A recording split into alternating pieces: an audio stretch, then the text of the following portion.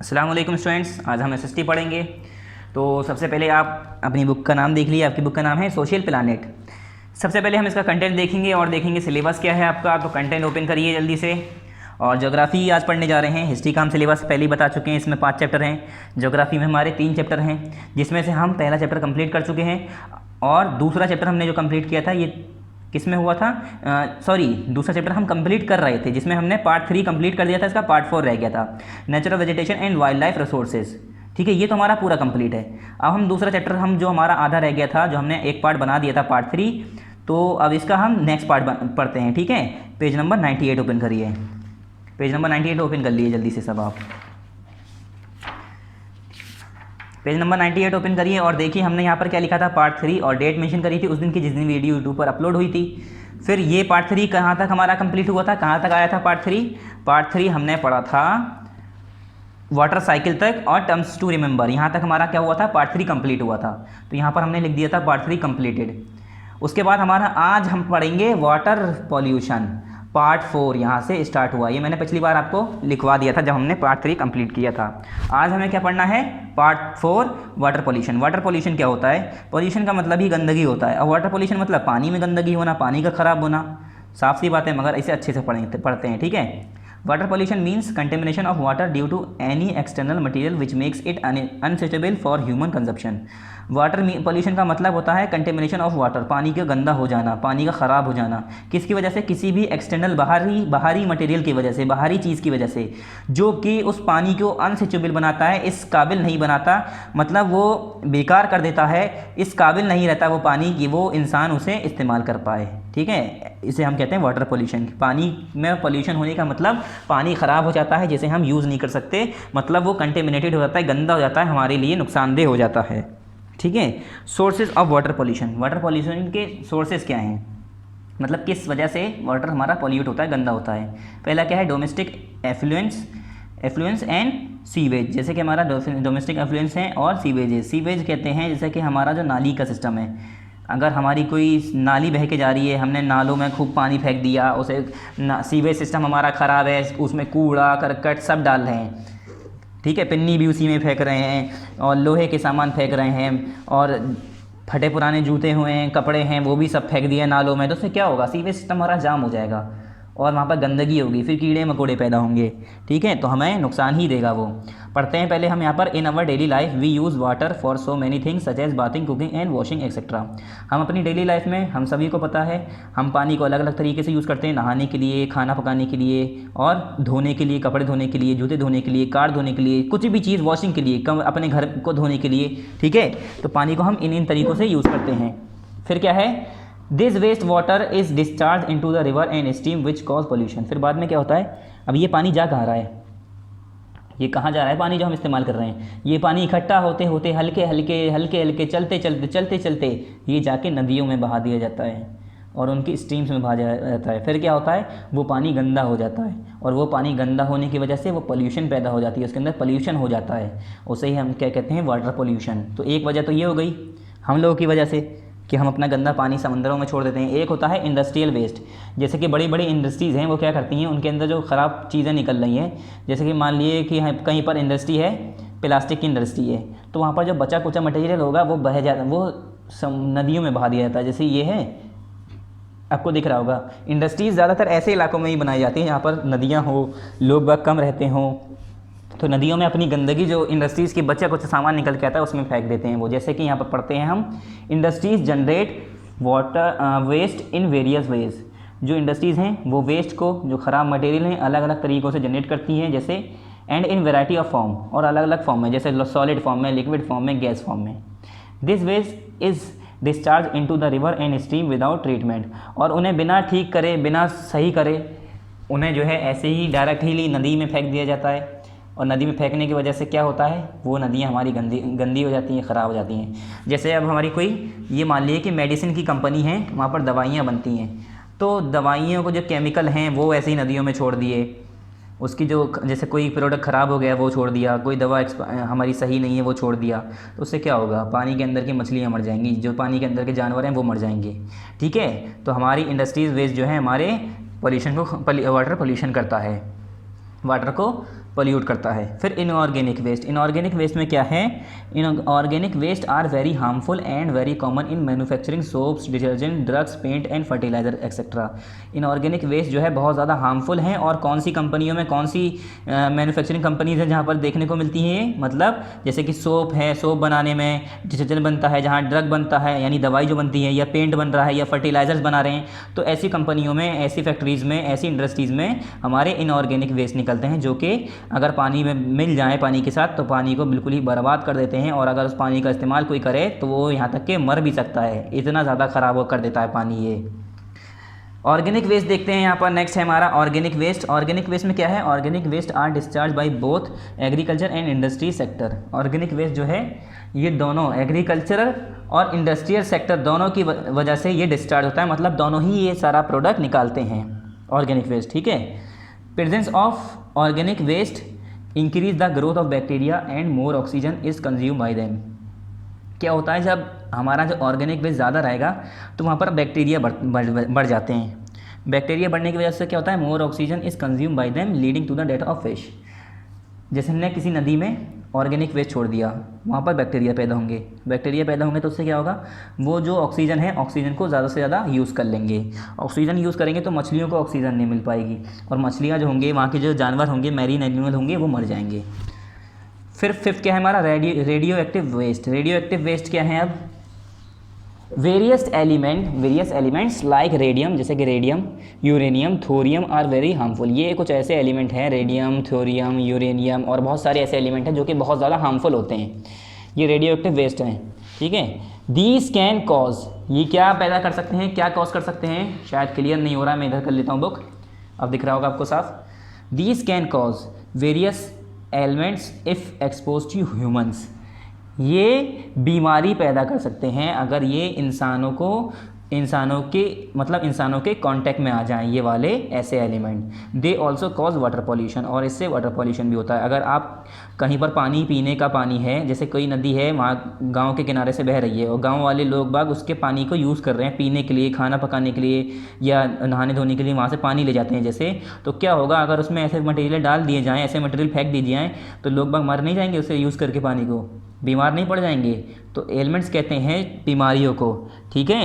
Elements किसे कहते हैं, छोटी मोटी बीमारियों को कहते हैं एलिमेंट्स, ठीक है। जैसे वोमिटिंग हो जाना, लूज मोशन हो जाना, पेट ख़राब हो जाना, ठीक है, ये सारी चीज़ें फूड पॉइजनिंग, लोग बाग कहते हैं फूड पॉइजनिंग हो गई। फूड पॉइजनिंग कब होती है, जब हम उल्टा सीधा खाना खा लेते हैं। तो ऐसे ही पानी जब गंदा पी लेते हैं तो हमारा हाजमा ख़राब होता है, हमारे बॉडी में कुछ इन्फेक्शन हो जाता है, जिससे हमारी बॉडी में बीमारियाँ हो जाती हैं, ठीक है। तो ये वाटर पॉल्यूशन की वजह से ही होता है।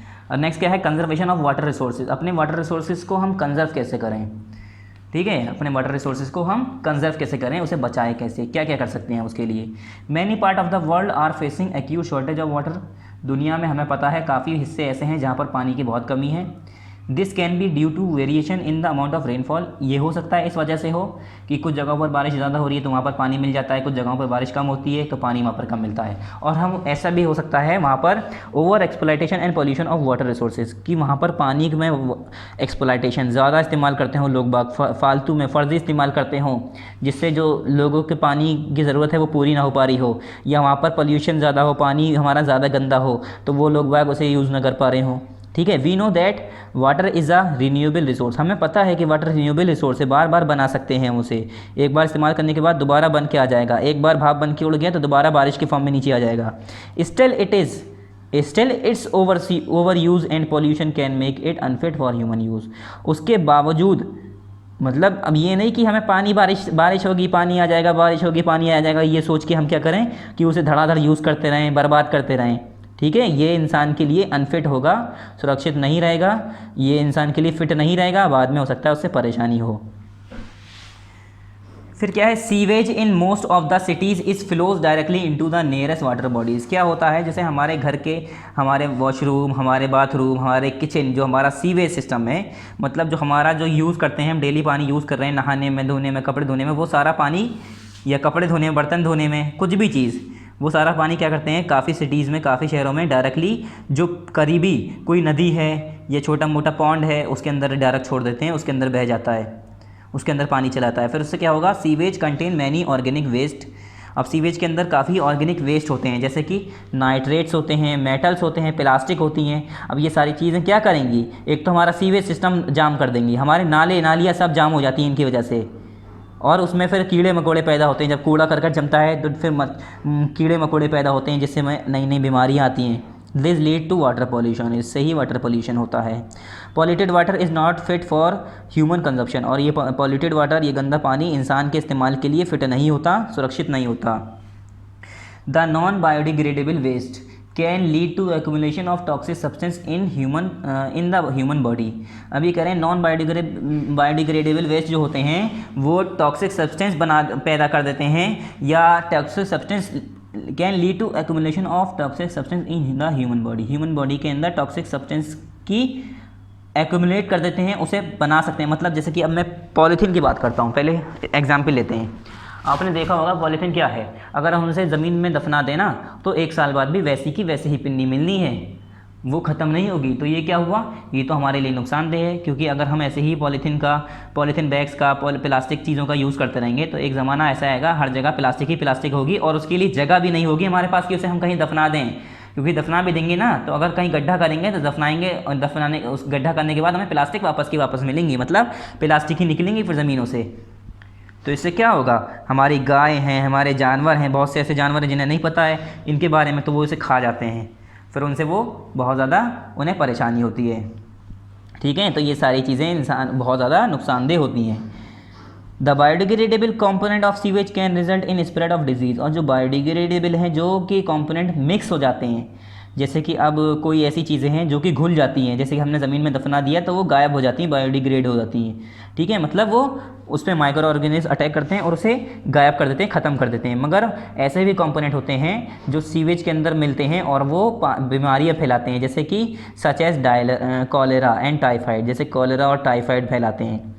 जैसे आप कूड़ा करकट फेंक रहे हैं तो क्या है, जैसे कि कूड़े में आपका कुछ लोहे का सामान है, प्लास्टिक का सामान है, तो क्या करते हैं, प्लास्टिक लोहे का सामान हमारा क्या हो गया, हमारा जो प्लास्टिक हो गया वो क्या हो गया, डिग्रेडेबल हो गया, मतलब वो हम उसे ख़त्म नहीं कर सकते, नॉन बायोडिग्रेडेबल हो गया।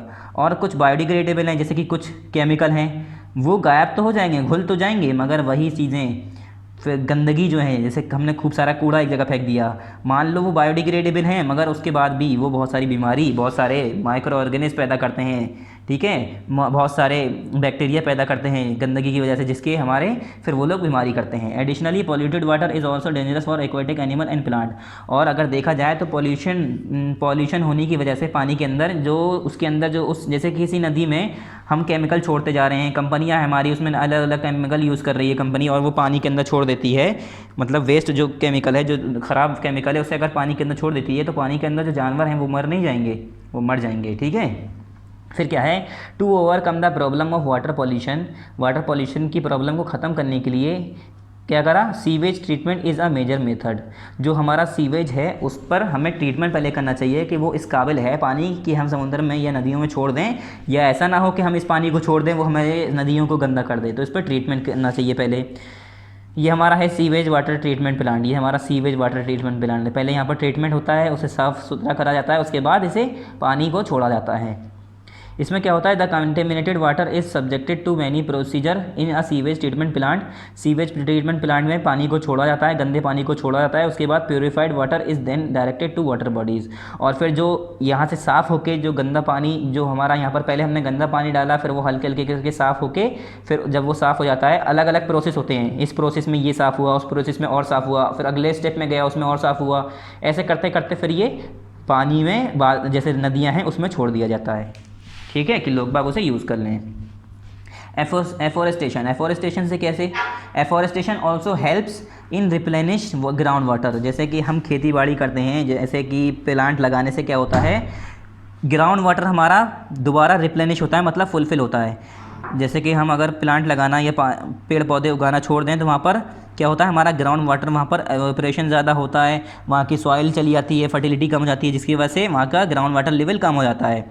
Green plant hold top soil in place and make the soil porous. और जो ग्रीन प्लांट, हरे भरे जो पेड़ होते हैं, वो टॉप सॉइल जो होती है, हमारी ऊपर की जो सॉइल होती है, उसे पकड़ के रखती है और वहाँ की सॉइल को पोरस बना के रखती है। This help is in recharging of ground water, जिसकी वजह से अगर हमारी ज़मीन पोरस है तो ईजिली हमारा पानी उसके अंदर ज़मीन के अंदर जा सकता है और ग्राउंड वाटर हमारा रिचार्ज होता रहेगा।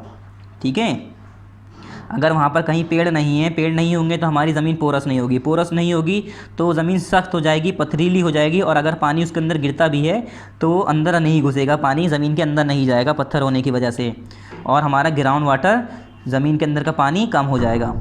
Use of alternate method of irrigation also helps in preventing wastage of water.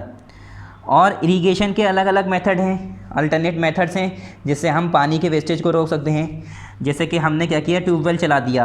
अब ट्यूबवेल से क्या हो रहा है, कुछ जगह पर पानी फैल रहा है, कुछ जगह पर नहीं फैल रहा, तो उससे क्या हो रहा है, जहाँ पर पानी पहुँचना था वहाँ पर पहुँचा ही नहीं, कुछ जगह पर इतना पहुँच गया कि वो बह के दूसरे खेत में जा रहा है, ज़मीनों पर बह रहा है। तो इससे क्या होता है, हमारा पानी वेस्ट होता है। तो हम ड्रिप इरीगेशन यूज़ कर सकते हैं, स्प्रिंकल सिस्टम यूज़ कर सकते हैं। स्प्रिंकल सिस्टम में क्या होता है, हम फुहारे लगाते हैं। ठीक है, फुहारे लगाते हैं, उससे जो है स्प्रिंकल फुहारों की फॉर्म में पानी हर जगह पहुंचता है। ठीक है, तो उसमें जितना अमाउंट पानी चाहिए होता है हर जगह पर हर खेत के हर हिस्से में पहुंच जाता है। ठीक है, इससे ज़्यादा पानी का वेस्ट नहीं होता। During irrigation and sprinkle system help in saving water during irrigation, ये हमारा ड्रिप होगा यहाँ पर, ड्रिप इरीगेशन और जो हमारा स्प्रिंकल सिस्टम है, इससे हमारे पानी की सेविंग होती है, बचत होती है, ज़्यादा नुकसान नहीं होता। फिर क्या है, रिवर्स में be linked so that surplus water from one river में बी डाइवर्टेड टू अनदर।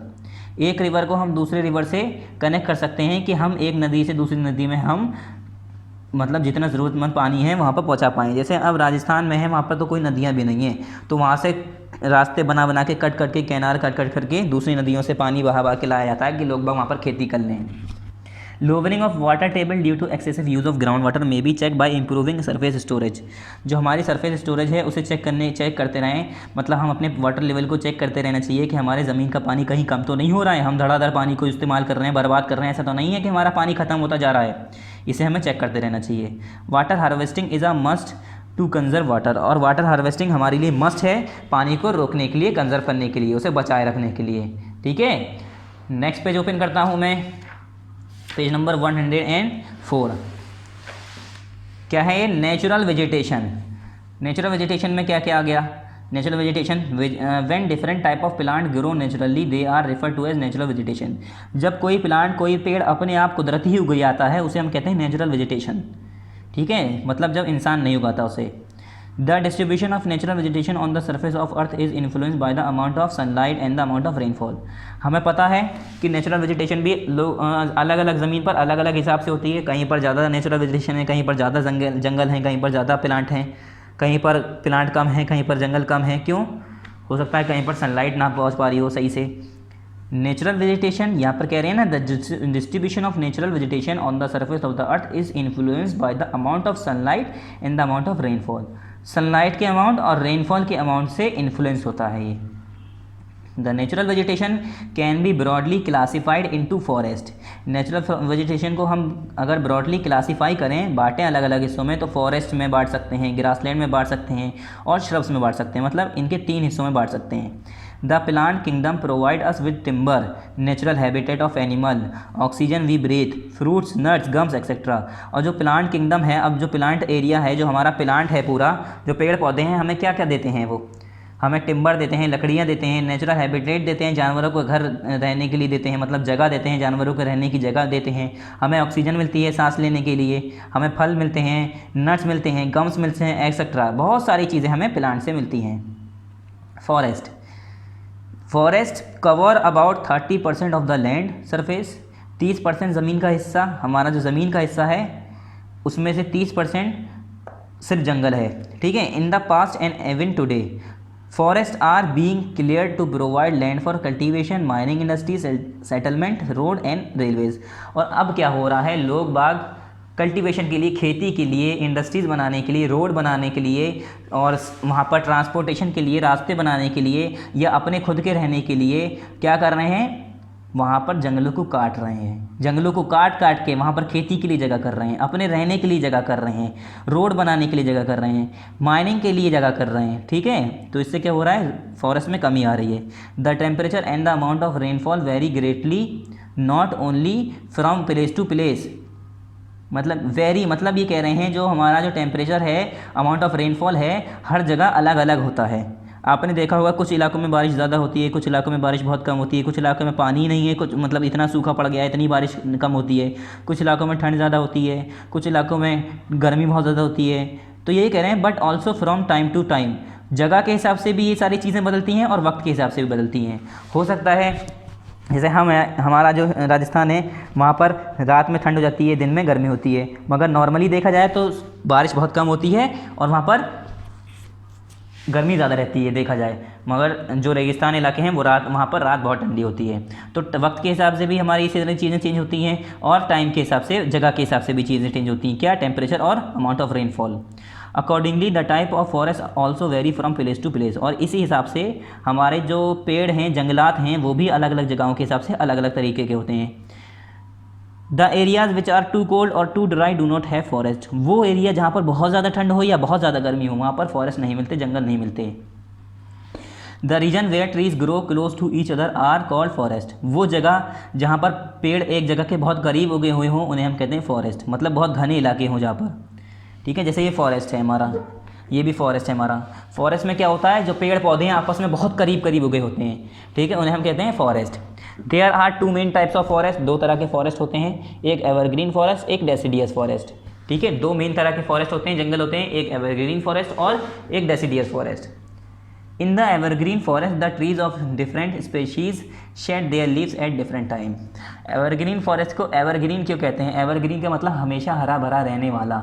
उसे एवरग्रीन इसलिए कहते हैं क्योंकि अगर एक ही वक्त में अगर सारे पौधे हमारे क्या करें, अपने पत्ते गिरा दें तो वो हरे भरे नहीं लगते। मान लो मैं एक पार्क में गया, वहाँ पर खूब सारे पेड़ हैं और वहाँ पर एक टाइम ऐसे मैं एक दिन घूमने गया तो मैंने देखा कि वहाँ पर सारे के सारे पत्ते गिरे हुए हैं, सारे पेड़ों ने अपने पत्ते गिरा रखे हैं, तो वो हरे भरे नहीं लगेंगे। और अगर एक पेड़ का पत्ते गिरे हुए हैं, बाकी 9, 10, 11, 12 जितने ये पेड़ हैं वो सारे उसमें हरे हरे पत्ते हैं, तो मैं कहूँगा ये हमारा पार्क हरा भरा है, एवरग्रीन है। तो इसी तरह से एवरग्रीन फॉरेस्ट में उन्हें कहते हैं जिसमें एक टाइम में कुछ ही पेड़ अपने पत्ते गिराते हैं और जब तक दूसरे पेड़ अपने पत्ते गिराते हैं, जब तक दूसरा पेड़ का जिसने पत्ते गिराए थे उसके पत्ते उग आते हैं। तो इस तरह से कोई ना कोई पेड़ जो अपने पत्ते गिरा रहा होता है वो सारे के सारे एक साथ पत्ते नहीं गिराते, जिसकी वजह से हमारा पेड़ हमेशा हरा भरा लगता है। मतलब अब कुछ पेड़ अपने पत्ते झाड़ देंगे तो कुछ पेड़ पे पत्ते रहेंगे, जिसकी वजह से ऐसा नहीं लगेगा कि हमारे जंगल में पत्ते गिर गए हैं, हमारे पेड़ों ने पत्ते गिरा दिए, ऐसा नहीं लगता है। अब ये मान लिए इतने सारे पेड़ हैं, उसमें से कुछ पत्ते अगर अपने पत्ते गिरा देते हैं, कुछ पेड़ अपने पत्ते झाड़ देते हैं, तो उसमें आप देखकर आपको देखकर ऐसा थोड़ी नहीं लगेगा कि ये जो है सूखा पड़ गया है या हमारे एवरग्रीन फॉरेस्ट नहीं है। तो ये हमेशा हरे भरे लगते हैं। और जैसे कि अगर दूसरा पेड़ अगर पत्ते झाड़ रहा है अपने, तो बाकी पेड़ों पे पत्ते आ चुके होते हैं, तो हमेशा ये हरा भरा लगता है। मगर डेसिडियस फॉरेस्ट में क्या होता है, the trees in the deciduous forest shade there leaves during the particular dry season. एक ही कोई पर्टिकुलर एक ऐसा मौसम, एक ऐसा सीज़न होता है जिसमें सारे के सारे पेड़ अपने पत्ते झाड़ देते हैं। It helps in conserving the moisture and reducing loss through transpiration. और ये किस में मदद करता है? मॉइस्चर को कंजर्व करने में और रिड्यूसिंग लॉस थ्रू ट्रांसपिरेशन, कि ट्रांसपिरेशन के ज़रिए पानी का लॉस ना हो, मॉइस्चर का लॉस ना हो, इस वजह से ये इसमें फ़ायदा होता है टेम्परेट फॉरेस्ट में।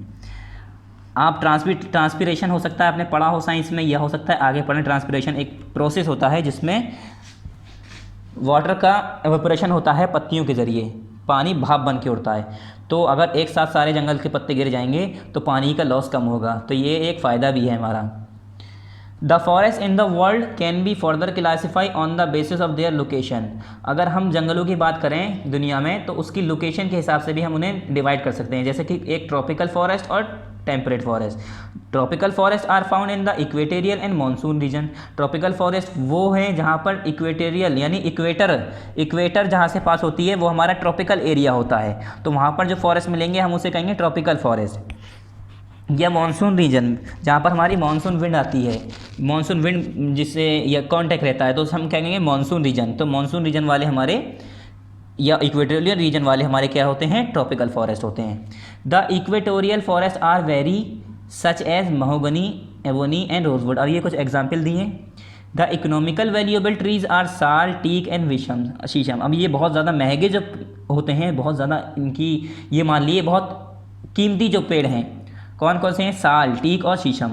बैम्बूज आर ऑल्सो फाइंड, और इसमें हम बैम्बूज भी देखने को मिल जाते हैं ट्रॉपिकल फॉरेस्ट में। Temperate forest, temperate forest are found in the mid latitude belt. जो हमारी लेटीट्यूड बेल्ट है उसकी जो मिड लेटीट्यूड बेल्ट है ग्लोब पर, उस एरिया में, वहाँ पर जो जितने भी एरिया हैं, जितने भी लैंड है, उस एरिया में जो फॉरेस्ट होते हैं उसे हम कहते हैं टेम्परेट फॉरेस्ट, मतलब टेम्परेट रीजन में। दीज आर ब्रॉड लीव्ड, ये इसमें काफ़ी चौड़ी चौड़ी पत्तियाँ होती हैं। ब्रॉड लीव्ड एवरग्रीन फॉरेस्ट हमेशा हरे भरे रहते हैं। एंड टेम्परेट डेसिडियस फॉरेस्ट, ठीक है। These are broad leaf evergreen forest and temperate deciduous forest. इसमें एवरग्रीन फॉरेस्ट भी आते हैं और डेसिडियस फॉरेस्ट भी आते हैं। किसमें? टेम्परेट फॉरेस्ट में। टेम्परेट फॉरेस्ट में डेसिडियस फॉरेस्ट भी आते हैं और एवरग्रीन फॉरेस्ट भी आते हैं, मतलब दोनों तरह के हमारे जंगल मिलते हैं टेम्परेट रीजन में, ठीक है। The main trees are oak, fix, birch, eucalyptus, ash, maple and hemlock. ये कुछ एग्जाम्पल दिए हैं, पेड़ों के नाम दिए हैं जो मेन ट्रीज इन इलाकों में उगते हैं। फिर क्या है? The coniferous forest. Coniferous forest क्या होते हैं? कांटेदार। ऑल्सो कॉल्ड बोरियल फॉरेस्ट, जिसे हम बोरियल फॉरेस्ट भी कहते हैं। Are found only in the northern hemisphere, ये नॉर्दर्न हेमिस्फेयर में देखने को मिलते हैं। The trees are tall, bear conical fruit and have thick needle shape leave. आपने देखा होगा कॉनिकल फॉरेस्ट इस तरह से, आपने पेड़ देखे होंगे ठंडे इलाकों में इस तरह से, जो क्रिसमस ट्री होता है हमारा इस तरह से, तो इसकी जो पत्तियाँ होती हैं ना वो आगे से नोक वाली होती हैं, कोनिकल होती हैं यहाँ पर इस तरह से, ठीक है। ये ऐसे इलाकों में इस तरह से क्या होता है, अब ये ऊपर वाले की कुदरत है कि अगर ऐसे हमारे पेड़ नहीं होते तो हमारी बर्फ़ गिरती तो ये पेड़ टूट जाते, अब बर्फ़ गिरती है तो बह के नीचे आ जाती है, ठीक है। इसमें कोनिकल फ्रूट होते हैं, थिक निडल शेप लीफ होती है, मतलब सुई की तरह इसकी क्या होती है? पत्तियाँ होती हैं, ऐसा लगता है कि सुई हो आगे से, बिल्कुल ऐसे सुई की तरह, तलवार की तरह पैनी होती है बिल्कुल। The main soft wood yielding trees are pine, spruce, cedar and fir. और ये मेन सॉफ्ट वुड जिसकी मुलायम लकड़ी होती है वो उसकी एग्जाम्पल दिए कौन कौन सी? पाइन, स्प्रूस और सीडर एंड फर, ये एग्जाम्पल दिए हैं प्लांट के, पेड़ के नाम दिए हैं जिसकी लकड़ियाँ सॉफ्ट होती हैं। नेक्स्ट क्या है? ये हमारा ऐसी मैप दिया है एवरग्रीन फॉरेस्ट, ये हरे भरे जो हैं सारे एवरग्रीन फॉरेस्ट है। ये डेसिडियस फॉरेस्ट हैं जो ब्राउन वाले हैं, ये टाइडल फॉरेस्ट हैं, ये थॉर्नी फॉरेस्ट हैं। कहाँ है थॉर्नी फॉरेस्ट हमारा? थॉर्नी फॉरेस्ट तो इसमें दिखाई नहीं दे रहा है, पर्पल वाला कोई इसमें रीज़न दिख रहा नहीं है। यहाँ है हमारा थॉर्नी फॉरेस्ट छोटा सा। और हमारा क्या है? कॉनीफेरस फॉरेस्ट हैं। तो अलग अलग फॉरेस्ट आपको बताए हैं कि जो जो कलर दिया है उस कलर से आपको वो वाला फॉरेस्ट बताया गया है। इकोसिस्टम क्या होता है?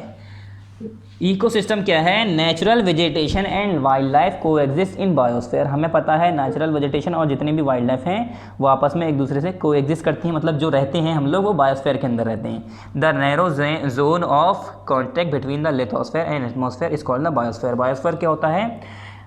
जो नैरो जोन ऑफ कॉन्टैक्ट है between the lithosphere and atmosphere, atmosphere और लिथोस्फीयर के बीच का जो कॉन्टैक्ट है, जो आपस में उन दोनों का ये समझ ली रिलेशन है या कॉन्टैक्ट है, वो हमारा बायोस्फीयर कहलाता है।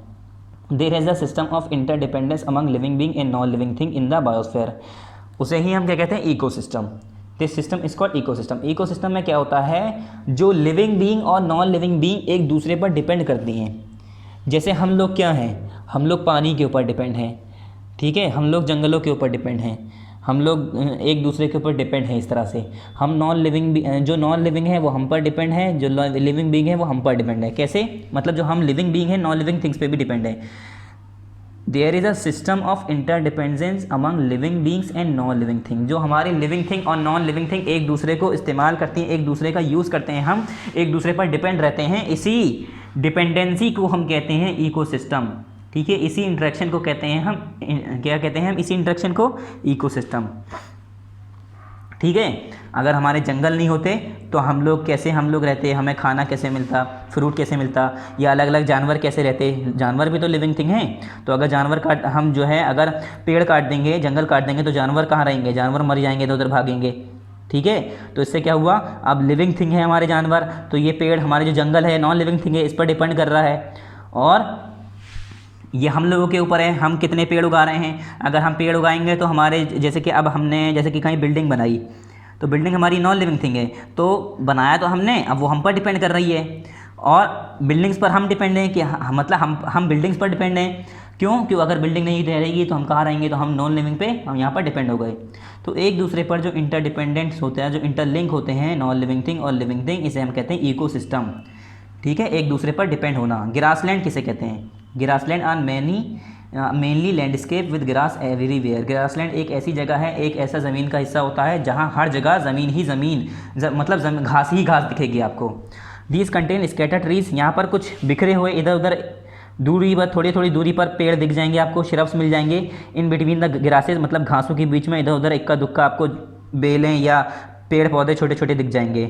मतलब ऐसे नहीं कि खूब सारे खाली पेड़ हों, मतलब बड़े बड़े खेत, बड़े बड़े ग्राउंड होंगे, वहाँ पर आपको घासें दिखेंगी और घासों में, उन्हीं घासों में कहीं बीच में इधर उधर एक दो पेड़ दिख जाएंगे। इसे ही हम क्या कहते हैं? Grassland. Some of the well known grassland of the world are prairies in North America. कुछ बड़े बड़े ग्रासलैंड के नाम हैं, जैसे कि प्रेरीज, ये नॉर्थ अमेरिका ग्रासलैंड है, नॉर्थ अमेरिका में है ये।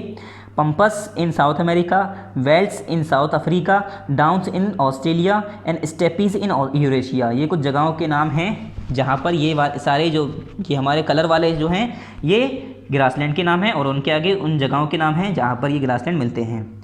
These grasslands are home to large variety of animal and plant species. ये ग्रासलैंड, ये जगह ऐसी है, ये जानवरों को, काफ़ी स्पेशीज़ को घर देती है, जगह होम प्रोवाइड करती है।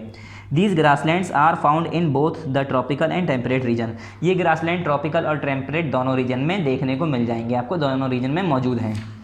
Next page, characteristic. Low rainfall which prevent growth of trees and forest. Toll grasses grow in these grasslands. Kettles can be reared in these pastures. अब इसके कैरेक्टरिस्टिक क्या हैं कि यहाँ पर कम बारिश होती है, which prevent growth of trees and forest, जिसकी वजह से वहाँ पर जंगल और फॉरेस्ट नहीं, पेड़ नहीं उग पाते। यहाँ पर लंबी लंबी घासें होती हैं, ठीक है, इस ग्रासलैंड में। यहाँ पर हम अपने कैटल को, जो हमारे जानवर हैं, उन्हें हम चरा सकते हैं, ठीक है, इन्हें पाल सकते हैं यहाँ पर अच्छे से। डिज़र्ट क्या है? Desert occupies about 1/5 of the total land. हमारा जो ज़मीन का हिस्सा है उसमें से अगर मैं 5 टुकड़े करूँ तो एक टुकड़ा हमारा जो निकल के आएगा तो वो डिज़र्ट का निकल के आएगा इकोसिस्टम में। And this ecosystem has a characteristic feature of lake of humidity. और ये इकोसिस्टम ऐसा है जहाँ पर इसकी खूबी क्या है कि यहाँ पर लेक ऑफ ह्यूमिडिटी, मतलब ह्यूमिडिटी की, नमी की, पानी में मॉइस्चर की बहुत, मतलब एनवायरनमेंट में मॉइस्चर की बहुत कमी है, यहाँ पर पानी नहीं मिलेगा आपको, सूखा है बिल्कुल। Here humidity is limiting factor. Humidity एक यहाँ पर लिमिटिंग फैक्टर है। Desert receive less than 50 centimetre of annual rainfall. पूरे साल में 50 सेंटीमीटर के हिसाब से भी बारिश नहीं होती है यहाँ पर, अगर देखा जाए तो। इसकी कैरेक्टरिस्टिक क्या है? Extreme temperature condition prevail through out the year. यहाँ पर लगभग पूरे साल एक्सट्रीम टेम्परेचर रहता है, मतलब ऐसे ही गर्म टेम्परेचर रहता है। There is great variation in temperature condition. Temperature condition के हिसाब से यहाँ पर ग्रेट अलग अलग वेरिएशंस मिलेंगे आपको। There is complete absence of moisture. Moisture की वहाँ पर कोई मौजूदगी ही नहीं है, मॉइस्चर पूरी तरह से वहाँ पर गायब है। Cactus and few shrubs are found here. यहाँ पर कुछ कांटेदार पौधे जैसे कि कैक्टस और श्रब्स यहाँ पर आपको देखने को मिलेंगे।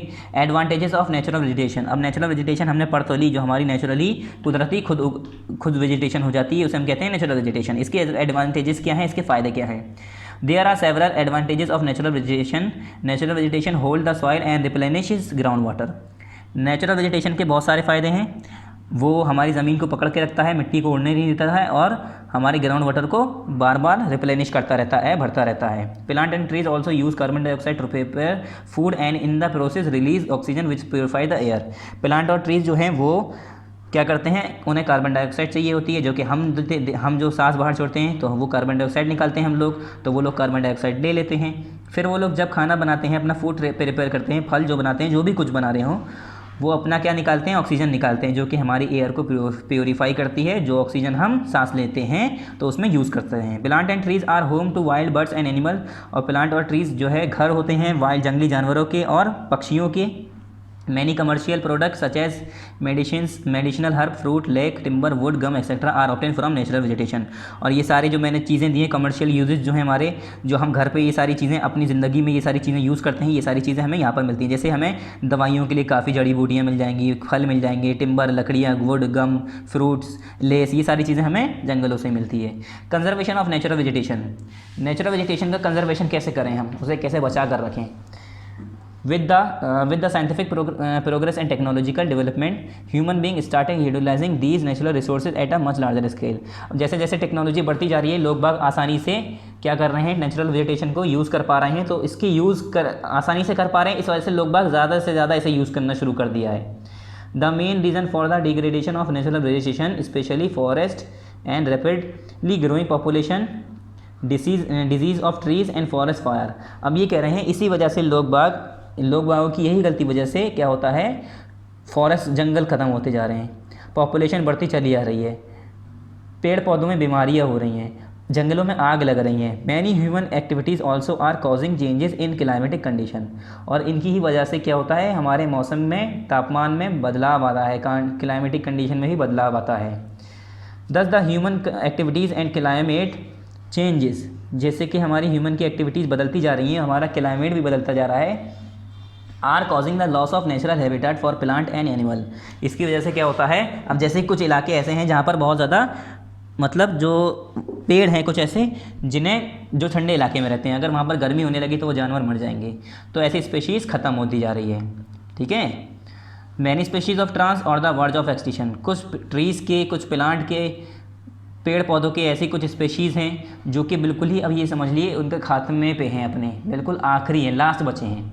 Many factors such as deforestation, construction of road, railways, building, industries, soil erosion, tsunami, landslide etcetera are together accelerating the destruction of the natural vegetation, specially forest.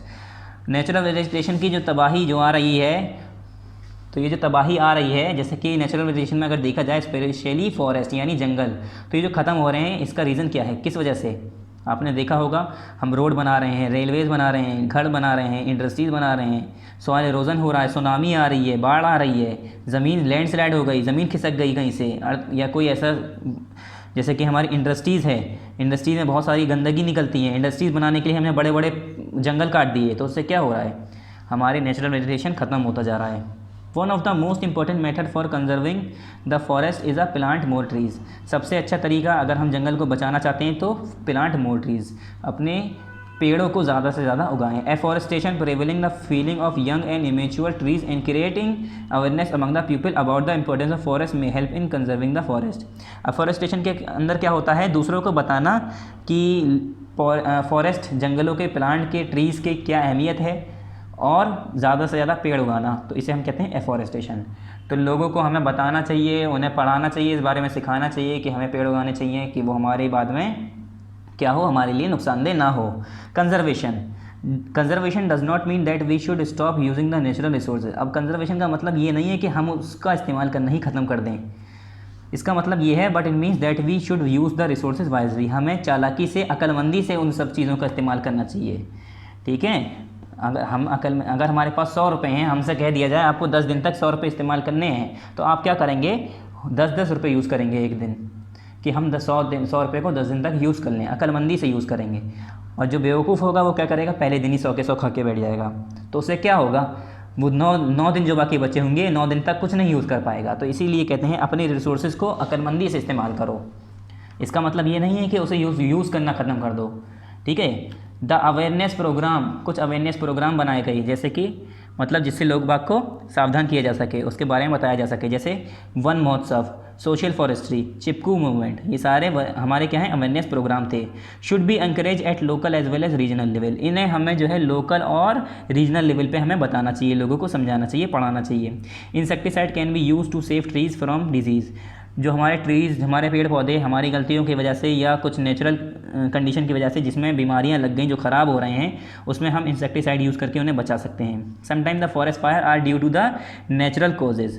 कभी कभी क्या होता है, जंगलों में जो आग लगती है अपने आप लग जाती है, otherwise they are generally cause by the negligence of human being.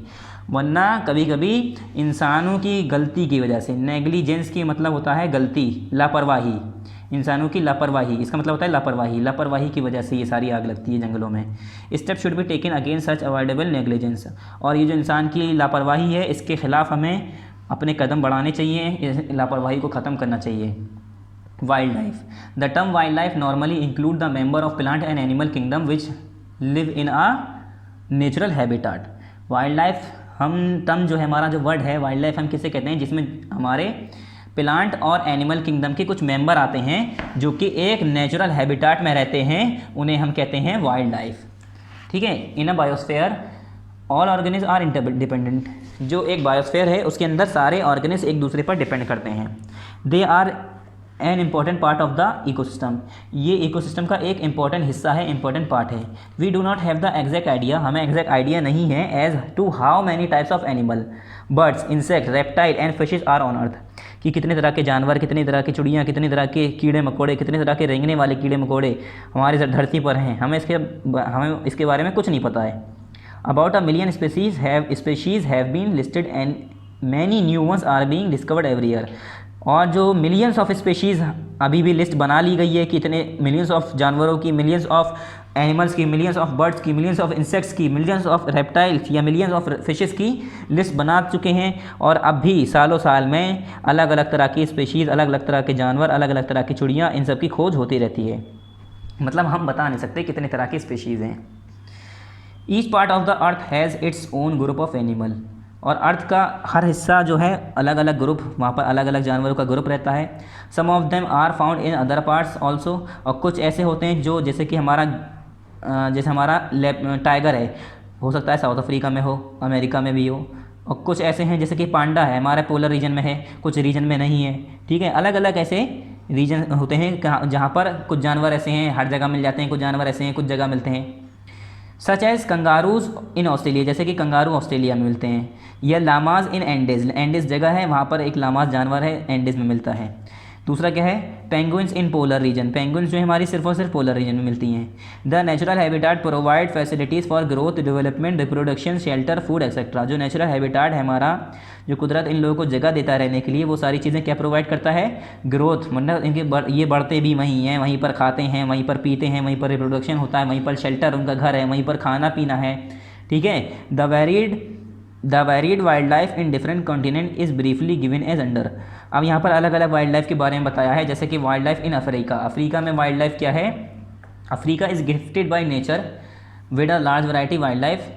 Africa में जो है ये समझ लिए कुदरत एक तरह से गिफ्टेड है, वहाँ पर गिफ्टेड जगह है अफ्रीका, वहाँ पर बहुत सारी तरह तरह की वाइल्ड लाइफ मिल जाएंगी आपको। Which include elephant, giraffe, zebra, line, hippo, rhinos, pythons etcetera. ये सारे ऐसे जानवरों के नाम दिए हैं, ये कह रहे हैं इसके अलावा भी बहुत सारे आपको जानवर देखने को मिल जाएंगे यहाँ पर। ये बहुत लार्ज वैरायटी की वाइल्ड लाइफ यहाँ पर आपको देखने को मिल जाएंगे। Many national park and wild life sanctuaries have been develop in Africa to provide natural habitat to the animal. काफ़ी नेशनल पार्क और वाइल्ड लाइफ सेंचुरीज भी बनाए गए कि जानवर उसमें रह सकें। कहाँ पर, अफ्रीका में। ठीक है, वाइल्ड लाइफ इन एशिया। अब एशिया की वाइल्ड लाइफ के बारे में देखें तो Asia is known for a large variety of wild life. Asia अपने इस बारे में जाना जाता है कि यहाँ पर अलग अलग तरह के लार्ज वैरायटी के जानवर देखने को मिलते हैं, जिसमें क्या क्या है, tiger, elephant, rhinos, monkey, leopard और pandas, lion, sloths, herons, foxes etcetera. ये सारे जानवरों के नाम दिए इन्होंने। ये सारी चीज़ें देखने को, ये सारे जानवर हमारे एशिया में देखने को मिल जाएंगे। बहुत सारे ऐसे जानवर हैं जिनके अब नाम सारे लिख नहीं सकते, तो एक्सेट्रा है यहाँ पर। ठीक है, several varieties of fur bearing animal such as mink, sable, musk ox, polar bear etcetera. और फर, जिसमें वो जानवर जिससे फर निकलते हैं, जिसके बॉडी पर फर होते हैं, तो वो जानवर भी हमारे यहाँ पर काफ़ी मिलते हैं, जैसे कि mink, sable, musk ox, polar bear etcetera are found in the arctic region. ये हमारे एशिया के आर्टिक रीजन में देखने को मिलते हैं। इनकी बॉडी कैसी होती है, फर वाली होती है। Wild life in Australia, wild life Australia की कैसी है, Australia is known for some unique animal. Australia जो कुछ यूनिक एनिमल के लिए जाना जाता है, जैसे कि मार्शुपियल्स, लाइक कंगारू, कोयला एक्सेट्रा। ये कुछ मेन एनिमल हैं जो इसके लिए मशहूर है कि यहाँ पर मिलते हैं ये लोग, ये जानवर। ठीक है, ये they have a pouch near their stomach. ये इनके पास क्या होता है, इनके पेट के पास एक पाउच होता है, एक पॉकेट होती है, जेब होती है, which is use for carrying the babies, जिसके लिए, जो कि अपने बच्चों को पकड़ने के लिए, रखने के लिए, ये अपने बच्चों को उसमें कैरी करने के लिए उसे यूज़ करते हैं। Other prominent one include lyre bird, flightless emu, kookaburra का बैट आता है, आपने देखा होगा, उस पर चिड़िया बनी होती है, तो वही कूकाबुर्रा होती है। ठीक है, प्लेटिपस एक्सेट्रा। अब ये कुछ जानवर और दिए हैं जो यहाँ पर देखे जाते हैं। प्लेटिपस तो अब ख़त्म हो गया है, प्लेटिपस अब दुनिया में नहीं देखा जाता। ठीक है, प्लेटिपस का ये समझ लिए, ये तो बिल्कुल ही ख़त्म हो गए हैं अब। ये सारे जानवर हमारे ऑस्ट्रेलिया में देखने को मिलते हैं। Man has been hunting and killing these animal for food for hides etcetera. और जो इंसान है वो क्या कर रहा है, इन जानवरों को बुरी तरह से मार रहा है, इनका शिकार कर रहा है अपने फ़ायदे के लिए, फ़र के लिए और उनकी हड्डियों के लिए, ठीक है, बहुत सारी चीज़ों के लिए। Wild life in Europe, Europe की वाइल्ड लाइफ कैसी है? Europe is not rich in wild life, Europe में ज़्यादा वाइल्ड लाइफ नहीं है, रिच नहीं है ज़्यादा। Most of the forest have been clear to provide land for settlement, काफ़ी जंगलों को जो है काट दिया गया सेटलमेंट के लिए, लोग बाग के रहने के लिए, इंडस्ट्रीज बनाने के लिए या एग्रीकल्चर एरियाज़ के लिए। तो इसी वजह से वहाँ पर वाइल्ड लाइफ कम है। Some of the animal include, वहाँ पर कुछ एनिमल्स हैं, कौन कौन से हैं? बियर्स, एंटीलोप्स, पोलर बियर्स, पैट्रिजेस और कुकूज़ और स्काईलार्क, अभी एक्सेट्रा। ये कुछ एग्जाम्पल दिए जो यहाँ पर देखने को आपको मिल जाएंगे। There are many farms in Europe where fur bearing animal are reared such as mink, stable, ermine etcetera. अब यहाँ पर कुछ ऐसे फार्म हैं जहाँ पर फर बेयरिंग एनिमल को रियर्ड किया जाता है, पाला जाता है, ठीक है। आपने देखा होगा जैसे हमारी भेड़ होती है तो हम क्या करते हैं, उसके ऊपर से वूल, उसके ऊपर से हम ऊन हटाते हैं। तो इसी तरह से फर बेयरिंग एनिमल होते हैं जिसके लिए इंडस्ट्रीज़ जो है उसका फर यूज़ करती है काफ़ी चीज़ों में, जैसे मेनली कपड़ों में यूज़ होता है, गर्म कपड़ों में, ठीक है। Wild life in North America, north America की वाइल्ड लाइफ क्या है? North America has a very large variety of wild life even today. आज के ज़माने में भी नॉर्थ अमेरिका में सबसे ज़्यादा अमाउंट में हमारी वाइल्ड लाइफ देखने को मिल जाएगा। The northern part where the climate is, जो कि इसका नॉर्थन पार्ट है जहाँ पर क्लाइमेट कैसा है? क्लाइमेट इज़ वेरी कोल्ड, जहाँ पर क्लाइमेट बहुत ज़्यादा कोल्ड है। Here has mostly fur bearing animal, यहाँ पर फर वाले एनिमल मिलते हैं जैसे कि reindeer, arctic fox, polar bear, blue fox, musk ox etcetera. ये एग्जाम्पल दिए आपको जानवरों की, ठीक है। हेज हॉक्स, ये हमारा क्या है? हेड हॉक्स है ये, hedgehogs. Beaver, tapir, crocodile, puma और moose, mountain goat etcetera are found in other part of the continent. और इसके दूसरे कॉन्टिनेंट में ये सारे जानवर देखने को मिलते हैं। Wild life if south America, south America का है यहाँ पर। अब south America has a large variety of wild life specially in the Amazon basin. North हमारा जो साउथ अमेरिका है यहाँ पर भी काफ़ी जानवर, काफ़ी वाइल्ड लाइफ देखने को मिल जाएगा, अलग अलग वैरायटी देखने को मिल जाएगी। स्पेशली सबसे ज़्यादा कहाँ पर है? अमेजन बेसिन में। Some of the distinct animal include anteaters, rhea, a flightless bird like emu और ऑस्ट्रेलिया, और armadillos, anaconda in marshlands and llamas in the Andes mountain, puma and jaguars are animal of prey. अब कुछ ऐसे जानवरों के नाम थे यहाँ तक, एंडेस माउंटेन तक, लामास तक, लामास तक ये जो जानवर बताए ना मैंने, ये सारे ऐसे जानवर हैं जो कि बिल्कुल खात्मे पर हैं, जो कि एक दो स्पेशीज़ बची हैं जिनकी। और पूमा और जैगुआर क्या हैं? ये शिकारी जानवर हैं। It has the largest variety of bird and reptile, यहाँ पर सबसे ज़्यादा डिफरेंट तरह की बर्ड्स और रेप्टाइल्स देखने को मिल जाएंगे आपको, ठीक है। आपको यहाँ पर एनाकोंडा देखने को मिल जाएगा, एरमेडोलॉस मिल जाएगा, और रिया एक ऐसी बर्ड है जो कि फ्लाइटलेस है, जो उड़ नहीं सकती है, ठीक है। बहुत सारे ऐसे जानवर यहाँ पर आपको देखने को मिल जाएगा। Advantages of wild life, wild life के फ़ायदे क्या हैं, उसके एडवांटेजेस क्या हैं? Wild life includes mammal, birds, insect, aquatic life etcetera. Wild life के अंदर मैंने बता दिया, मैमल आ गए, बर्ड्स आ गई, इंसेक्ट आ गए, एक्वेटिक लाइफ आ गई, सारे आ गए, है ना। These maintain a balance in the ecosystem, ये इकोसिस्टम के अंदर बैलेंस मेंटेन करके रखते हैं। हर्बीवोर्स चेक द इंसिसेंस, इसका मतलब होता है नेवर स्टॉपिंग। हर्बीवोर जो हैं वो ग्रोथ ऑफ ग्रीन प्लांट की ग्रोथ को हमेशा चेक करते रहते हैं, जो कि कभी नहीं रुकती। इनसेसेंट का मतलब होता है कभी न रुकने वाली, हमेशा चलने वाली, ठीक है। Carnivore keep in a check on the population of herbivore, आपने देखा होगा जैसे कि जो घास फूस खाने वाले जानवर हैं, अगर वो मर जाएंगे तो हमारे दुनिया में घास फूस बहुत ज़्यादा हो जाएगा। हम लोग थोड़ी ना खाएंगे घास फूस, काट काट के फेंक देंगे ज़्यादा से ज़्यादा, बस कितना काट के फेंक देंगे। और अगर कार्निवोर नहीं रहेंगे, जो कि जानवर वो जो दूसरे जानवरों को खा जाते हैं, हार्बीवोर को, जैसे शेर, लोमड़ी, ठीक है, या हमारे जो वल्चर, ऐसे बहुत सारे ऐसे जानवर हैं जो कि हर्बीवोर को खा जाते हैं। तो अगर कार्निवोर ख़त्म हो गए तो घास फूस खाने वाले जानवर जैसे भेड़ बकरी बढ़ते ही चले जाएंगे। तो जंगलों में मेंटेन रहता है बैलेंस, कोई उसे खा रहा है तो कोई उसे खा रहा है, कोई पत्ते खाने वाला है तो उस जानवर को खाने वाला है कोई। Several animal that are scavenger keep the region clean, और जो स्कैवेंजर होते हैं, स्कैवेंजर क्या होते हैं बताता हूँ अभी मैं। स्कैवेंजर उन्हें कहते हैं जो मरे हुए जानवरों को खाते हैं। जैसे आपने देखा होगा जो कुछ चीलें होती हैं, जैसे कोई जानवर मर गया तो वो जानवर बदबू कर रहा है, मर रहा है, उसके सड़ रहा है, अब तो वो क्या होगा, वो सड़ेगा, बैक्टीरिया इधर उधर निकलेंगे, कीटाणु निकलेंगे, वो बीमारियां करेंगे। तो स्कैवेंजर क्या कहते हैं? डेड बॉडीज़ को, जो मरे हुए जानवर होते हैं उन्हें खा जाते हैं, उन्हें क्लीन कर देते हैं। Micro organism decompose the dead animal and return the nutrients into the soil. अब जो माइक्रो ऑर्गेनिज्म होते हैं वो क्या करते हैं, जैसे कहीं कुत्ता मर जाता है तो उसे अगर ज़मीन में दफना देते हैं तो क्या करता है माइक्रो ऑर्गेनिज्म वहाँ के उसे खा जाते हैं, उसे ख़त्म कर देते हैं और उसके जो डिकम्पोज करने के बाद न्यूट्रिएंट्स ज़मीन में पहुंचा देते हैं, जो कि ज़मीन वहाँ की फिर न्यूट्रिएंट्स हो जाती है, ज़मीन में न्यूट्रिशंस पहुंच जाता है। Conservation of wild life, wild life का कंजर्वेशन के बारे में बात करते हैं कि कैसे कंजर्वेशन किया जा सकता है। The various economic activities of human being have disturb and destroyed the natural habitat of many species of wild life.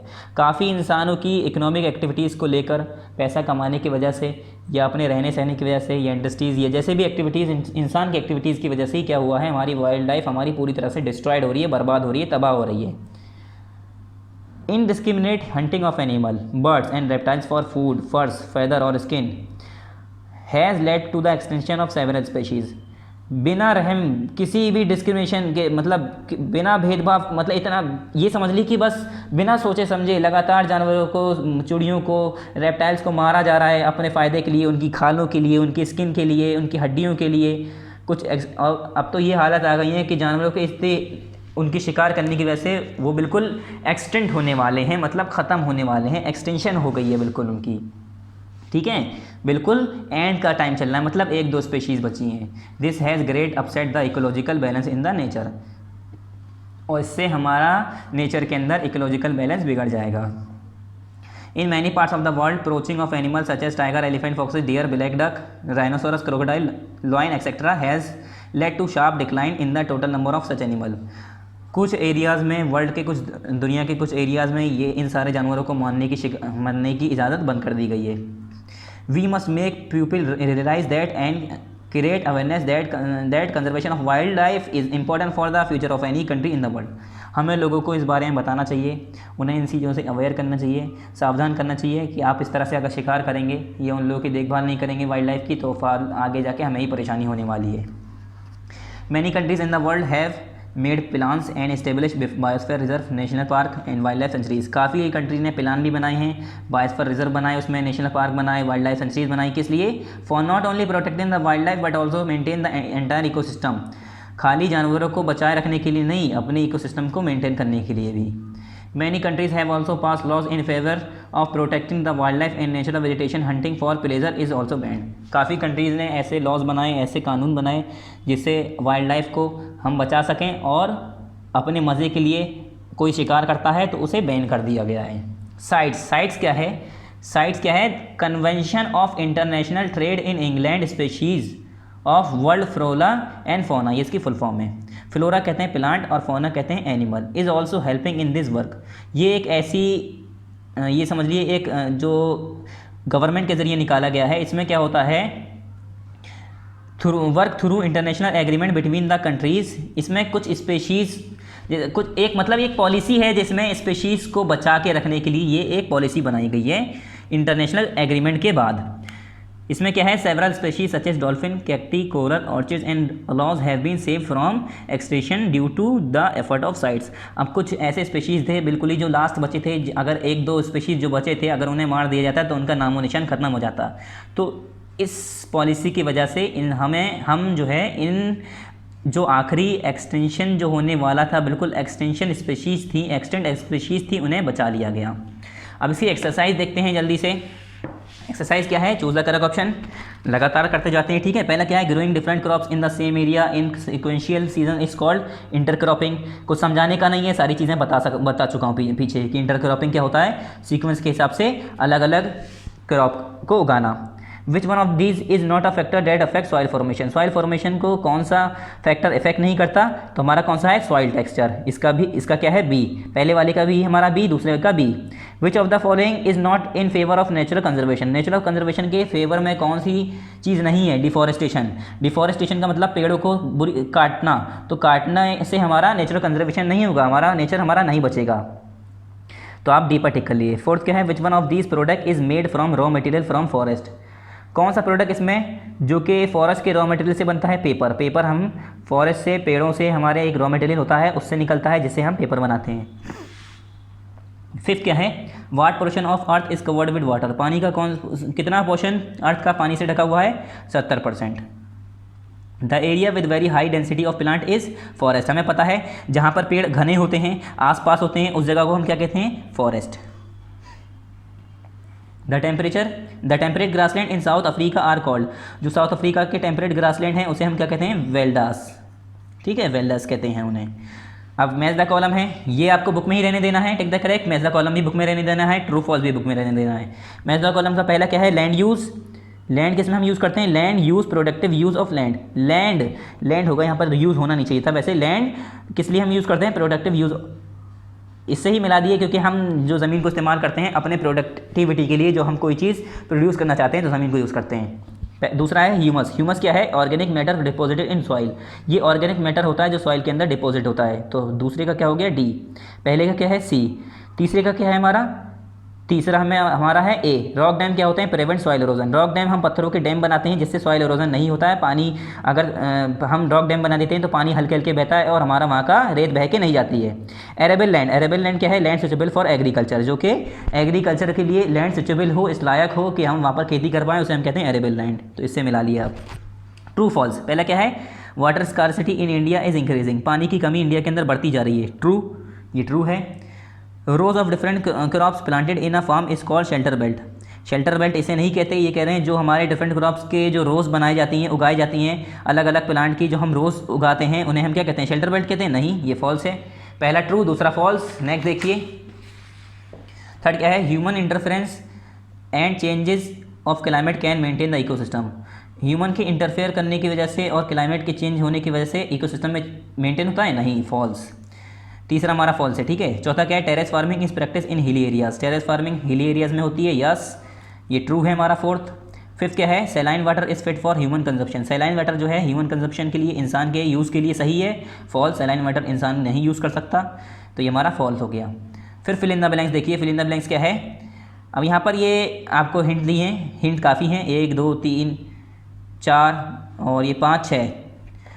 अब मैंने फिल कराया वो आप उसे देख लीजिए। ठीक है, पहला क्या हमारा? Land is mainly use for farming in rural areas. Rural areas में हम ज़मीन को खेती बाड़ी के लिए यूज़ करते हैं। In urban areas land is mainly use for commercial purpose. यहाँ आ गया अर्बन, पहले में आ गया फार्मिंग। तीसरे में क्या है? The top layer of soil is rich in humus. तीसरे में क्या है? टॉप। चौथा क्या है? Rain wash can lead to erosion of soil. बारिश के पानी की वजह से क्या होता है? सॉइल इरोजन होता है, तो यहाँ पर लिख लिए erosion of soil. Less than 1% of water on earth is available as fresh water. 1% से भी कम पानी हमारे अर्थ का पीने के लिए मौजूद है। मतलब पीने के लायक जो पानी है वो 1% से भी कम है। वैसे तो हमारा 70% है, मतलब उसमें जो हम पीने के लायक है वो 1% से भी कम है। ये हो गया हमारा फ्रेश वाटर। क्वेश्चन आंसर देखते हैं। पहला क्या है हमारा? Name the 2 main climatic factor responsible for soil formation. तो पहला क्या है हमारा? आंसर यहीं से लिखेंगे। तो 2 मेन क्लाइमेट, ये आपको कॉपी में करना है और ये कॉपी में करना है बस, बाकी सारा आपको बुक में ही रहने देना जितना मैंने पीछे कराया है। तो यहीं से लिखेंगे the 2 main climatic factor responsible for soil formation are करके लिखेंगे पेज नंबर 100 पे। आर के बाद आ जाइए पेज नंबर 100 पे। आर के बाद लिखिएगा, पहले लिखिएगा पेरेंट रॉक, फिर इसकी पूरी डेफिनेशन यहाँ तक, फिर लिखिएगा क्लाइमेट, फिर इसकी डेफिनेशन पूरी यहाँ तक सॉइल तक। ये हमारा हो गया आंसर नंबर फर्स्ट ई का। पहले जो मैंने बुक से टिक करवाया उसे करिए, फिर उसके बाद पेरेंट रॉक, उसके बाद यहाँ से यहाँ तक, फिर क्लाइमेट, फिर यहाँ से पूरा यहाँ तक आपको लिखना है। ठीक है, ये हमारा क्या होगा? आंसर नंबर फर्स्ट ई का कंप्लीट हो गया। नेक्स्ट क्वेश्चन दिखाते हैं आपको। ये आंसर मुझे हो सकता है दिख रहा हो तो मैं 1 मिनट, अब आपको दिख रहा होगा। ठीक है, नेक्स्ट क्वेश्चन देखते हैं, क्वेश्चन नंबर 2 इसका। फिर से एक्सरसाइज ओपन करिए। क्वेश्चन नंबर 2 क्या है हमारा? Right 2 reason for land degradation. Land degradation के 2 रीज़न बताओ कि लैंड डिग्रेडेशन क्यों होता है। पेज नंबर 99 पे इसका आंसर। पेज नंबर 99 ओपन करिए, क्वेश्चन नंबर 2 ई का, पेज नंबर 99। लैंड डिग्रेडेशन का रीज़न बताना है। चेंज इन लैंड यूज़ में हमने यहाँ पर पढ़ा था, यहाँ से पूरा हमारा because of the growing population of many forest, यहाँ से पूरा दीज एरियाज तक। कहाँ से? Because of the growing many population से लेकर पूरा दीज एरियाज तक, दीज एरियाज तक। टिक लगा लिए जल्दी से, आंसर नंबर 2 ई का। नेक्स्ट क्वेश्चन ओपन करते हैं, क्वेश्चन नंबर 3। क्वेश्चन नंबर 3 क्या है? How is land as important resource for us. हमारे लिए लैंड कैसे इंपॉर्टेंट रिसोर्स है? पेज नंबर 98, यानी उसी के पीछे वाला पेज। हमारे लिए ज़मीन क्यों इस्तेमाल दे है? पेज नंबर 98 ओपन करिए क्वेश्चन नंबर 3 के लिए। पेज नंबर 98 लैंड रिसोर्सेज वाले में, land is actually the soil portion से पूरा हमारा रिसोर्सेज तक, रिन्यूएबल रिसोर्सेज तक। आंसर नंबर 3 ई का, लैंड से लेकर पूरा हमारा रिसोर्सेज तक, ये हमारा आंसर हो गया आंसर नंबर 3 ई का। ठीक है, ये हमारा ई है, ई एक्सरसाइज। फिर अगेन एक्सरसाइज पर जाइए। क्वेश्चन नंबर 4 क्या है, what step have been taken by the government for conservation of forest and wild life. अब इसके हमारे थोड़ा बड़ा आंसर हो रहा था तो मैंने एक ही पार्ट कराया, इसका छोटा कराया पूरा। क्या स्टेप लिए गए गवर्नमेंट के जरिए हमारे पेड़ पौधों को, जानवरों को, जंगली मतलब वाइल्ड लाइफ को बचाने के लिए। तो क्वेश्चन नंबर 4 का आंसर 106 पे है, पेज नंबर 106 ओपन करिए। क्वेश्चन नंबर 4 का आंसर 106 ओपन करिए और यहाँ देखिए आंसर नंबर 4, आंसर नंबर 4 लिखिए यहाँ पर। आंसर नंबर 4 ई का, दा से लेकर पूरा द अवेयरनेस प्रोग्राम से लेकर आपको नेग्लिजेंस से या नेग्लिजेंस तक आपको टिक करना है, दा से लेकर नेग्लिजेंस। आंसर नंबर 4 ई का, हाथ के हाथ मेरे साथ टिक लगाते रहिए। नेक्स्ट पार्ट देखते हैं। अगर आपको बुक में साफ नहीं दिख रहा हो तो आप अपनी बुक ओपन कर सकते हैं। ठीक है, question number 5 suggest few method of water conservation. Water conservation के कुछ हमें मेथड बताने हैं कि हम पानी को कैसे बचा सकते हैं। पेज नंबर 103 ओपन करिए इसके लिए। Question number 5 exercise E, page number 103। Water conservation के तरीके हैं तो यहाँ पर हमारा शुरू होगा, to overcome the problem of water pollution sewage treatment is major method. यहाँ तक लिख लिया ये वाला पॉइंट। फिर इस पॉइंट में आ जाइए। ठीक है, इस पॉइंट पहले यहाँ से लेकर मेथड तक, उसके बाद यहाँ से आएंगे, यहाँ से पूरा ये वाला ग्राउंड वाटर तक ये वाला, फिर ये वाला यूज से लेकर हमारा कहाँ तक, वाटर तक, सेविंग वाटर तक। ठीक है, सेविंग वाटर तक खाली यहाँ तक मैट्रिक लगा रहा हूँ, लिखाते रहिए। और फिर ये तीनों पूरे के पूरे, ये वाला हमारा पूरा यहाँ से मेथड तक, ये वाला पूरा, ये वाला हमारा वाटर तक, सेविंग वाटर तक, ये वाला हमारा पूरा, ये पूरा, ये पूरा। ये हो गया आंसर नंबर 5 ई का। ये क्या हो गया, आंसर नंबर 5 ई का, ये ई का लास्ट आंसर हो गया। ठीक है बच्चों, नेक्स्ट क्वेश्चन देखते हैं, exercise next. Question number exercise F में अब देखते हैं। एफ में क्या है, what is the available land unable, why is the available land enable to keep pace with the growing demand, what are the consequences. Demand के बढ़ते हुए जो अभी हमने पीछे पढ़ा था, जो हमारी अवेलेबल लैंड है वो इस काबिल क्यों नहीं हो पा रही कि जो हमारी डिमांड है उसे फुलफिल कर पाए, भर पाए। ठीक है, व्हाट आर द कंसिक्वेंसीज, उसके कंसिक्वेंसीज क्या हैं। तो ये क्वेश्चन बुक में नहीं दिया है, मतलब आंसर तो दिया है मगर बहुत बड़ा है, तो मैं इसे कॉपी में ही करा दे रहा हूँ आपको। तो मैंने ये कॉपी में कराया, इसे कॉपी कर लिया आप। इस तरह से आप हेडिंग वेडिंग लिख लीजिएगा, फिर पहले वाले आंसर का क्वेश्चन करिएगा। उसके बाद मैं क्वेश्चन नंबर फर्स्ट दिखा रहा हूँ, किसका है हमारा, ये एफ का। ठीक है, ये हमारा एफ एक्सरसाइज है, यहाँ पर लिख लिए एफ हेडिंग के इधर। ठीक है, एफ एक्सरसाइज है। क्वेश्चन नंबर फर्स्ट आप पूरा खुद उतार लिए। क्वेश्चन नंबर फर्स्ट हमने अभी बताया क्या है, why is the available land enable to keep pace the growing demand, पूरा क्वेश्चन उतार लिए। उसके बाद यहाँ से आंसर लिखिए पूरा। अब ये आप इसका स्क्रीनशॉट ले लिए। ये सारी चीज़ मैंने पीछे पढ़ाई है मगर वो थोड़ी डिफिकल्ट लैंग्वेज थी तो इसे मैंने ईजी लैंग्वेज में बताया यहाँ पर। ठीक है, ईजी लैंग्वेज है यहाँ पर, बड़ा मत देखिए, ये मैंने बड़ा बड़ा करके लिखा है, वरना ये बहुत आसान है। 1-2-3 बार पढ़ेंगे, समझ के आंसर आप अपने आप लिख सकते हैं।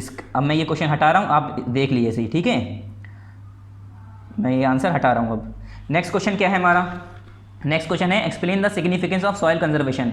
सॉइल कंजर्वेशन के सिग्निफिकेंस क्या है, क्या ज़रूरत है कि हम अपनी ज़मीन को बचा कर रखें, क्यों ज़रूरी है। तो इसका भी आंसर हमने कॉपी में ही कराया है, क्वेश्चन नंबर 2 एफ का। अगर आपको अवेलेबल नहीं है, दिख नहीं रहा है, तो आप अपनी बुक में देख सकते हैं, ज़रूरी नहीं है मोबाइल में ही झाँकें। ठीक है, explain the significance of soil conservation.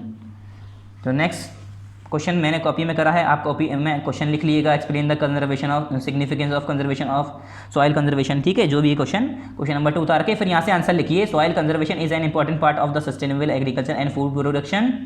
क्या है, फूड प्रोडक्शन। उसके बाद नेक्स्ट पेज पे हमारा ये आंसर देख लिया आप, मैं नेक्स्ट पेज ओपन कर रहा हूँ, इसका आंसर अभी कंप्लीट नहीं हुआ है। ठीक है, नेक्स्ट पेज पे यहाँ पर है आंसर। फिर since it is Intel keeping, ये हमारा क्या है, keeping soil from becoming pollutant, POLLUTANT, pollutant in the surface water and its ability to sieve and filter pollutant that would otherwise end up in drinking water। यहाँ तक ये हमारा answer number 2 हो गया। एक बार दोबारा देखिए, यहाँ से स्टार्ट हुआ आंसर नंबर 2 प्रोडक्शन के बाद, फिर नेक्स्ट पेज पे देखिए, यहाँ से स्टार्ट हुआ, यहाँ तक हमारा आंसर कंप्लीट। क्वेश्चन नंबर 3 का इसका हमने कट कर दिया है, ये बहुत बड़ा आंसर था, इसे हमने कट कर दिया है। क्वेश्चन नंबर 4 देखिए, what is the advantage of natural vegetation. Natural vegetation के एडवांटेजेस क्या हैं ये भी हमने कॉपी में करा है, इसे भी देख लिए। क्वेश्चन उतारिएगा, what is the advantages of natural vegetation, फिर उसके बाद यहाँ से एडवांटेजेस मैंने लिखे हैं, पूरा मैंने यहाँ तक जो लिखा है इसे आप कॉपी कर लिए, ठीक है, अच्छे से रीड करके समझ लिए। सारी चीज़ें मैं बता चुका हूँ पीछे, इसलिए मैं इसे दोबारा नहीं समझा रहा हूँ। नेक्स्ट देखता हूँ, क्वेश्चन नंबर 5 देखते हैं अब, ठीक है, मैं हटा रहा हूँ copy. Question number 5, what are the main reason, क्या है question number 5, what are the main reason for the depletion of wild life in the world. World के अंदर वाइल्ड लाइफ की कमी क्यों हो रही है, डिप्लेशन क्यों हो रही है, ख़त्म क्यों हो रहे हैं वो। तो पेज नंबर 108 पे देखिए, 108 पे क्वेश्चन नंबर 5 का आंसर है हमारा, आंसर नंबर 5 ई का। In many parts of world poaching animal, मतलब ये सारी बातें मैं इसमें बताई हैं कि लोग बाग अपना शिकार करना शुरू कर देते हैं अपने फ़ायदे के लिए, उनकी खालों के लिए, उनकी हड्डियों के लिए, ठीक है। तो यहाँ से मैंने पूरा यहाँ तक टिक लगा दिया है वर्ल्ड तक। आंसर नंबर 5 एफ का, कहाँ से, इन मैनी पार्ट से वर्ल्ड तक, आंसर नंबर 5 एफ का। यहाँ पर ही हमारी एक्सरसाइज कंप्लीट हो गई, ये बाकी कुछ करना नहीं है, ये हमें करना नहीं है, ठीक है। ये हमारी एक्सरसाइज यहाँ कंप्लीट हो गई। और ये जो हमारी एक्सरसाइज कंप्लीट हुई है किस पार्ट में हुई है, पार्ट नंबर, अभी मैंने पीछे आपको टिक लगवाया था, पार्ट नंबर 4 पे। चैप्टर नंबर 2 हमारा 2 पार्ट में हुआ है, पार्ट 3 और पार्ट 4 में। कौन सा चैप्टर है हमारा, 1 मिनट देख लेते हैं। चैप्टर नंबर 2 है हमारा, स्टार्टिंग हमने पार्ट 3 से की थी, फिर हमने पार्ट 3 यहाँ पर कंप्लीट करा था अपना, फिर पार्ट 3 कंप्लीट करने के बाद पार्ट 4 स्टार्ट किए यहाँ से। तो हमारी जो एक्सरसाइज आई, ये जो हमारे क्वेश्चन आंसर आए, ये सारा किस में आया, पार्ट 4। तो आप अपनी कॉपी में कैसे लिख सकते हैं, जैसे मैंने यहाँ पर कॉपी में लिखा है ना, तो पार्ट 4 में तो आया है हमारा, पार्ट 3 में तो आया नहीं है, मगर मैंने यहाँ पर पार्ट 3 लिख रखा है। तो आप पार्ट 3 में तो हमने सिर्फ रीडिंग करी है, तो आप ऐसे करके पार्ट 3 to 4 ऐसे लिख सकते हैं, ठीक है। हमारा ये पार्ट 3 to 4 में गया है ना, 2 पार्ट में गया है चैप्टर, तो पार्ट 3 to 4 ऐसे लिख लीजिएगा। तो यहाँ पर हमारा चैप्टर कंप्लीट हुआ। नेक्स्ट टाइम नेक्स्ट चैप्टर पढ़ेंगे, ठीक है। यहाँ पर हमारा चैप्टर कंप्लीट हो गया। थैंक यू, अस्सलाम वालेकुम।